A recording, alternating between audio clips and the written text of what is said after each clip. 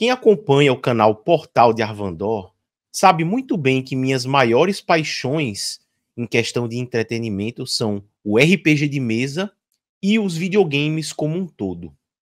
Esses dois são os meus dois hobbies favoritos, mas cada qual tem a sua importância. Vamos falar sobre isso no vídeo de hoje, na análise do Playtest 8 de One D&D, que saiu agora no último dia 5 de outubro, e que se refere à suposta nova edição de Dungeons and Dragons prevista para o ano que vem. Saudações, aventureiros, sejam muito bem-vindos ao canal Portal de Arvandor. Eu sou o Luiz e hoje vamos falar um pouco sobre o Playtest 8 do One D&D.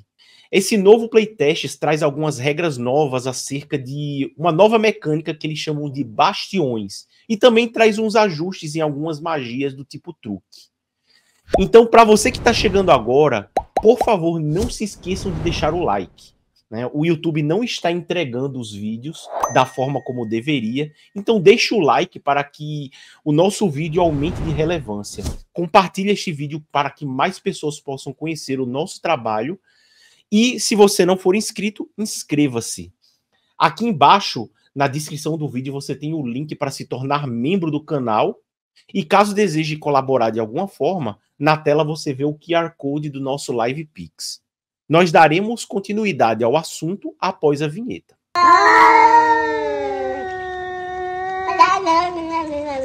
Conforme eu havia falado no começo do vídeo, eu sempre fui muito fã de videogames como um todo. Mas houve uma certa época da minha vida em que eu fiquei viciado em um MMO muito conhecido chamado World of Warcraft. Quando eu comecei a jogar World of Warcraft, o jogo ainda estava na expansão chamada The Burning Crusade. Eu fiquei muito tempo jogando tanto The Burning Crusade quanto o Wrath of the Lich King.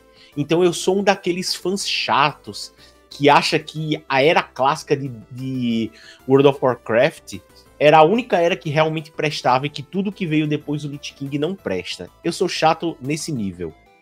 No entanto, eu devo aqui admitir a todos vocês que existe uma expansão da era moderna, vamos dizer assim, de World of Warcraft, que eu fui muito fã, que se chama Warlords of Draenor. Sim, eu sei que muita gente não é fã, é uma expansão que, no geral, não agradou muita gente, mas eu gostei.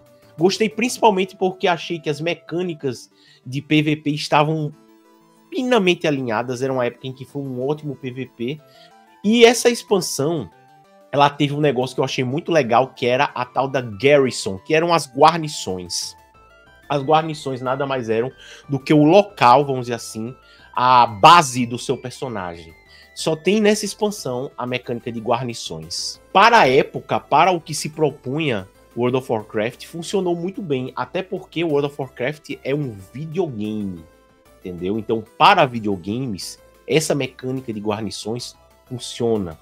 E é aqui que chegamos no ponto principal da nossa discussão. E aqui eu quero fazer referência às 4 principais mídias de entretenimento que existem e que eu gosto, né? Nós temos primeiramente a mídia audiovisual, e nela se compreende TV e cinema, ou seja, séries, filmes e tudo mais, desenho também, né? Nós temos a literatura. Não, e lembrando que no audiovisual, TV e cinema existem coisas diferentes que funcionam para cada um. Mas vamos continuar. Temos a mídia audiovisual, temos a literatura, que aí entram os livros, né, de ficção e tudo mais. Temos a mídia interativa, que aí eu colocaria os videogames. Existe uma enorme gama de videogames. Lembrando que videogame arcade, retrogame, videogame de mesa ou videogame de celular, todos eles têm mecânicas diferentes que funcionam de forma diferente. E, por fim, temos os jogos de mesa. Então eu mencionei audiovisual, literatura, mídia interativa e jogos de mesa. Nós temos nos jogos de mesa o RPG de mesa, os board games e os card games. Veja, essas 3 coisas são diferentes entre si. Então temos 4 mídias e cada qual tem a sua própria variedade. Por que eu estou falando isso aqui? É importante nesse momento que a gente entenda que existem coisas, existem estratégias e mecânicas que funcionam para um e não funcionam para outro. Não à toa é necessário muitas vezes haverem adaptações em cenas quando se traz uma adaptação de uma obra literária para as telas do cinema ou de uma obra literária para a TV, para uma série, ou um seriado, ou uma minissérie, ou coisa do tipo. Existem estratégias que numa mídia funciona, mas que na outra mídia não vai funcionar. Depois de todas essas explicações, e voltando à questão da guarnição de World of Warcraft, como eu falei, funcionou muito bem para o WoW. Porém, essa é uma péssima ideia para ser implementada nos RPGs de mesa, pois vai na contramão do que é a proposta real de um jogo de RPG de mesa. Pois bem, por que eu estou falando isso? Porque esta é a principal proposta da nova mecânica de bastiões, ou bastions, que nós temos ali no playtest 8 de Dungeons and Dragons, ali do 1D&D. Aí você vai se perguntar, puxa Luiz, mas por que você está falando tanto de videogame, de World of Warcraft, de guarnições? Pois bem, pessoal, essa mecânica de guarnições ali de World of Warcraft é exatamente a mesma proposta trazida ali no playtest 8 de 1D&D, que seriam as mecânicas de Bastions, ou traduzido para o português, bastiões. Daí você me pergunta o que seria um bastião, de acordo com essa nova mecânica, essa nova regra do 1D&D. Bom, bastião nada mais é do que um imóvel ou um terreno de propriedade de um ou mais jogadores ou do grupo ali de jogadores. Essa noção de personagens possuírem imóveis ou um terreno, ela não é contrária à proposta de um bom RPG. Mas é bom a gente salientar que atualmente nós já temos regras muito satisfatórias acerca de mecânicas de personagens adquirirem propriedades e terrenos, e que funciona muito bem, como nós veremos ao final do vídeo. O que torna essa mecânica de bastiões uma má ideia é que, conforme nós vamos ver, a forma como ela foi estruturada, ela tem muito mais a ver com videogame do que com a proposta real de um RPG de mesa. Então, vamos às vacas frias aqui. Analisando o material, a primeira coisa que é dita é que implementar ou não essa regra na campanha é uma decisão do mestre. E aí tudo bem, é dentro do esperado e tem que ser desse jeito mesmo. Logo em seguida, nós lemos aí as mecânicas aí de funcionamento dessa nova regra de bastiões do 1D&D. E a primeira delas é o requisito mínimo para se adquirir o primeiro bastião. O personagem ou os personagens deverão alcançar o nível 5. Isso daí é uma regra muito massa, muito boa para um videogame. Para um RPG de mesa, é uma mecânica meio meh, né? Vamos ser totalmente honestos aqui, porque ela quebra a suspensão de descrença necessária à imersão que um bom RPG deve proporcionar. É um critério totalmente arbitrário e aleatório, até porque, para que a boa imersão aconteça, os personagens eles devem acreditar que, se eles têm o dinheiro, eles podem adquirir um imóvel a hora que eles quiserem, assim como aconteceria na vida real. Afinal de contas, a imersão é isso, é a suspensão de descrença. Você está acreditando que naquele momento tudo ali é real e você está dentro daquela aventura. Logo em seguida nos é apresentada uma mecânica de turnos, ou seja, os bastiões eles têm turnos de ação. Esses turnos eles acontecem a cada 7 dias em game, ou seja, dentro ali da historinha, a cada 7 dias que tiverem sido decorridos ali, vai ter um turno do bastião. Isso daí até parece uma coisa de videogame, mas eu devo admitir que eu não acho essa uma má ideia. Afinal de contas, o mestre ele deve manter controle ali das coisas que acontecem no ambiente ao redor dos personagens e até mesmo nas esferas, fora ali da esfera de ação do personagem. Por exemplo, um personagem que vai numa missão em uma terra longínqua, passa aí alguns dias, alguns meses, o que está acontecendo ali ao redor do bastião deles é uma coisa que eles não têm controle. Vamos pensar um pouco ali no Senhor dos Anéis, que Frodo partiu ali na viagem para destruir o Anel. Quando ele volta ali para o condado, coisas estão acontecendo ali, né? O Bolsão, que é o local onde o Frodo morava, ele havia sido tomado, né, pelo expurgo do condado. O problema real mesmo, ele vem quando nos é apresentado a regra ali de pontos de bastião. Ou seja, a cada vez que uma rodada, um turno de bastião acontece, o proprietário do bastião é premiado com pontos de bastião. Esse negócio de ponto de bastião fica muito parecido ali com com videogame mesmo, especialmente aqueles jogos de celular que você tem a casinha gerando goldzinho, que de quando em quando você tem que ir lá, clicar na casinha para lutear o goldzinho que a casinha tá gerando. É uma coisa bem de videogame mesmo, né, pessoal? Vamos combinar, e não combina nem um pouco com um bom RPG de mesa. E não para por aí, pessoal. Esses pontos de Bastião, eles podem ser gastos para adquirirem itens mágicos. É isso mesmo, pessoal. Quem não lembra ali de Ragnarok Online, que você tinha um castelo que de quando em quando tinha lá o loot do castelo que você abria e lá dentro podia ter um item mágico, podia ter um item normal, né? O item lá vai se materializar ali na sua frente, na frente do personagem. É coisa de videogame, né, pessoal? Vamos combinar que é coisa de videogame.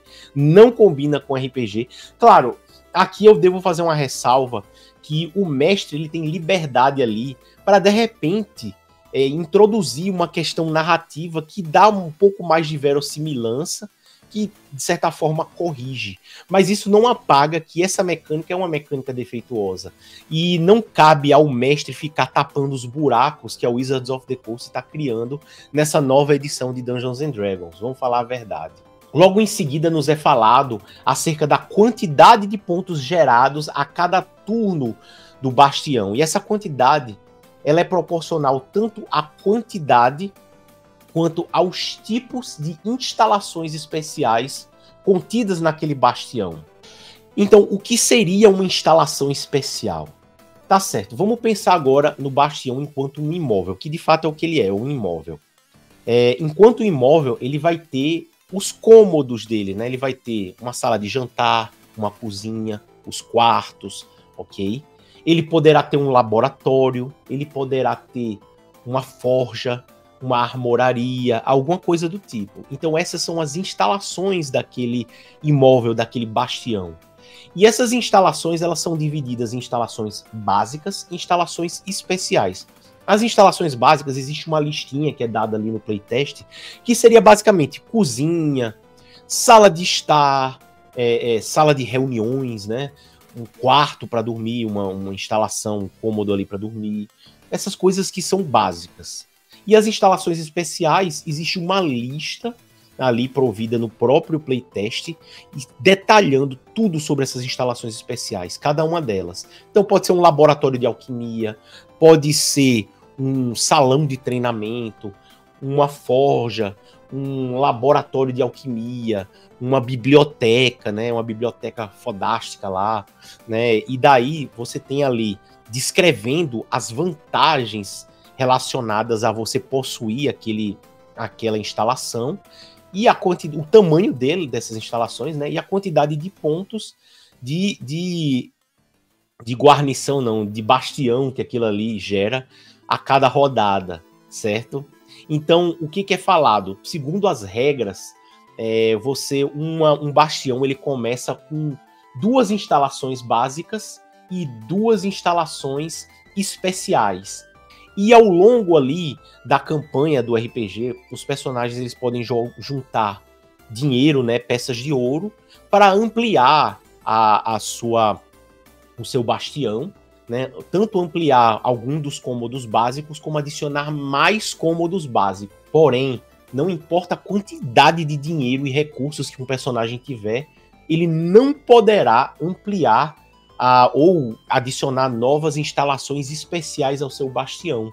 Por quê? Porque segundo a regrinha que está ali, ele só poderá ampliar ou adicionar instalações especiais ao bastião quando adquirir certos níveis de personagem.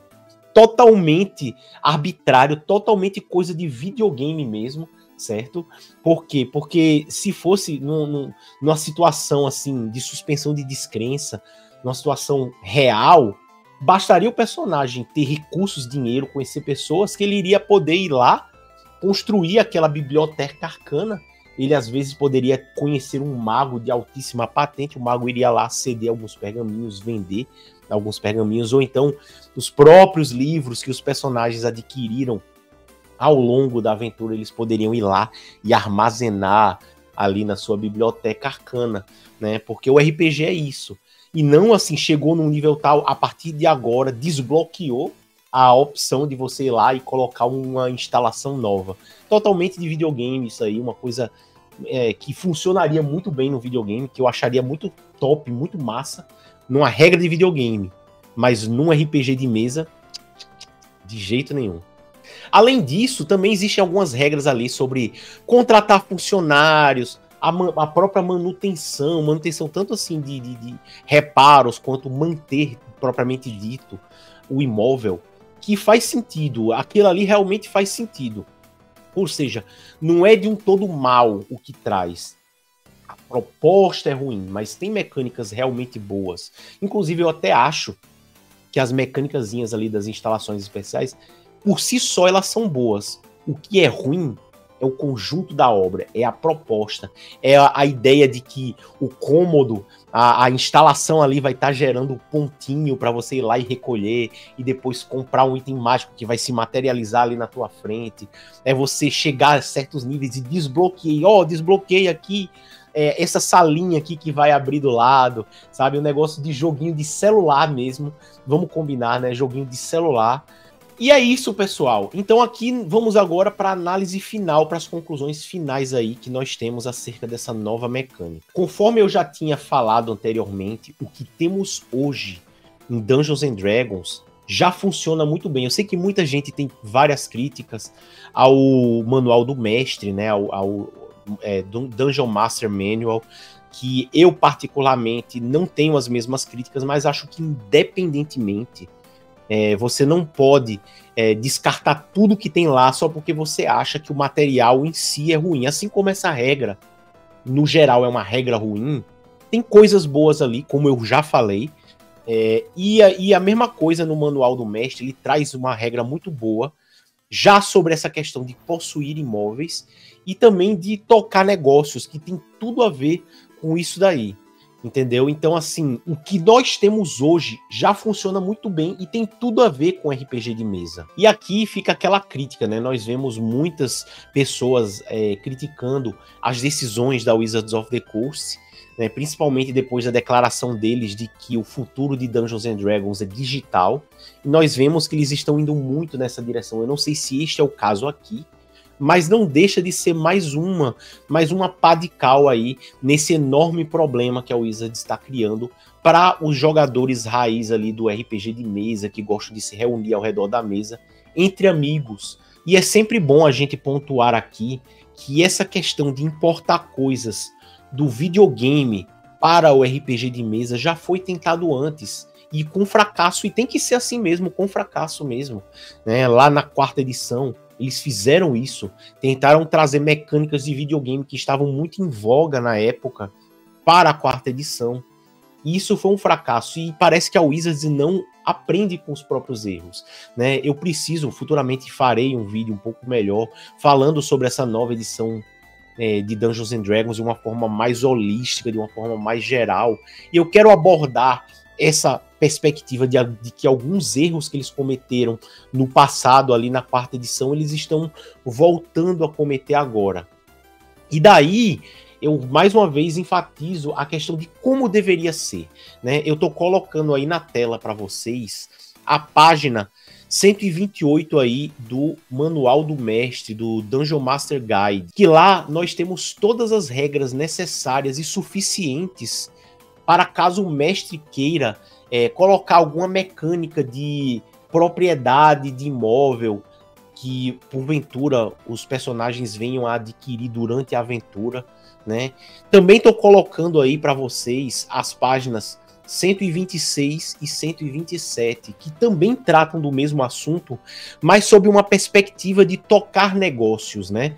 Ele mostra lá vários tipos de negócios que o personagem empreendedor, caso ele queira empreender, ele possa ter, mecânica aí de lucros, mecânica aí de como funcionaria o negócio, tá tudo aí. Eu coloquei aí na página para vocês verem que já tem um material, talvez não tão detalhado quanto esse, mas muito melhor. Vamos falar sério, muito melhor. E por que não comentar da nossa campanha aí do canal, né? Nós tivemos o primeiro RPG do canal, o nosso Waterdeep Dragon Heist, com a ilustre presença aí do nosso amigo Jorgeta, do canal Hora Play. E nessa aventura, os personagens, o grupo ali de personagens, eles tiveram a oportunidade de adquirir um imóvel, o seu próprio negócio, no caso, uma taverna, certo? Tá lá, vocês podem assistir e ver como é que funcionou, o grau de cuidado, o grau de importância que aquele imóvel vai ter na aventura, o protagonismo que aquele imóvel vai desempenhar, cabe ao mestre decidir se será um grande protagonismo ou um pequeno protagonismo. No caso ali da campanha, o protagonismo ele era muito maior em um certo capítulo e se tornou menor, ou talvez até inexistente, no capítulo seguinte. E é isso, pessoal. Espero que vocês tenham gostado aí da minha análise. Comentem aqui embaixo o que vocês acharam, a visão de vocês, se vocês concordam ou discordam, se vocês têm algo a acrescentar, algum comentário, qualquer coisa do tipo, comentem. Curtam o vídeo para que ele aumente de relevância, para que o YouTube passe a entregar da forma correta aí os nossos vídeos. Compartilhem. E caso não sejam inscritos até aqui, inscrevam-se no canal. Nós estamos aqui sempre nos esforçando para trazer uma boa análise, uma opinião verdadeira e sincera, sem rabo preso com ninguém, certo? E é isso. Um forte abraço a todos. Até a próxima aventura e falou!